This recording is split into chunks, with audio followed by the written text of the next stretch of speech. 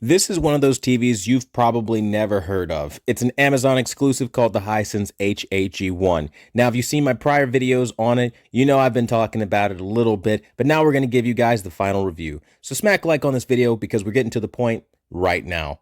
Long story short, it's a great TV for somebody who's not really looking for anything crazy advanced. What I mean by that is if you're somebody expecting the top of the line motion processing or maybe some other cutting edge AI technologies, this TV just isn't going to give you that. For that, you might want to step up into something a little bit more expensive.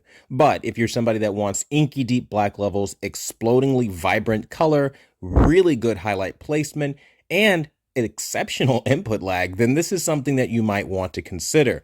The input lag on this TV is about 10.1 milliseconds, and I think for any gamer, you're going to be set. Now, there's this big obsession with a lot of gamers to get a television that has 120 hertz and 4K and Dolby Vision, HDR, 4K 120 hertz, but the reality is video game makers just aren't trying to hit that target. 4K 60 is still the target, and on mini games, for the fidelity modes that you're paying for these nice next-gen consoles for, they're 4K 30 like we see with Forza and many other games. So seriously, don't get hung up on that kind of stuff.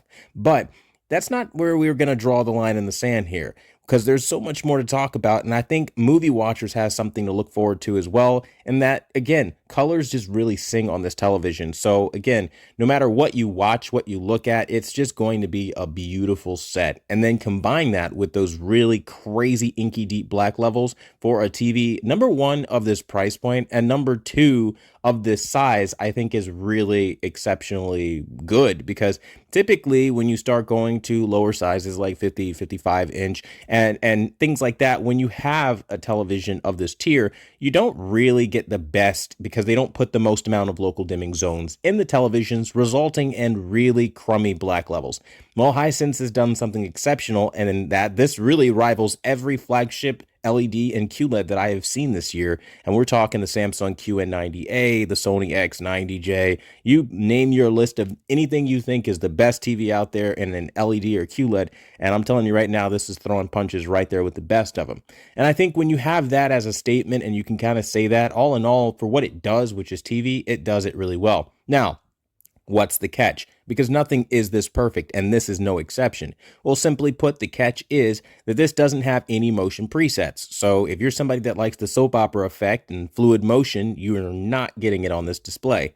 Another issue is that it doesn't have the state-of-the-art upscaling chipsets that you're going to find on a lot of other brands. So you can expect when you're watching internal applications or things that have a low bit rate, it's going to look really blurry, fuzzy even at times, and you are going to see jagged edges. There is no amount of noise reduction features that can reduce this or take it away. It's just something that you're just going to have to roll with as a con of this television. Again, it's not all bad, as you guys can clearly see. It's a beautiful set and it does a lot right. But again, scale your expectations appropriately, and this might really blow your mind. One thing that really will excel above most of the TVs out there is the fact that it has one of the best highlight placements in class for this price point.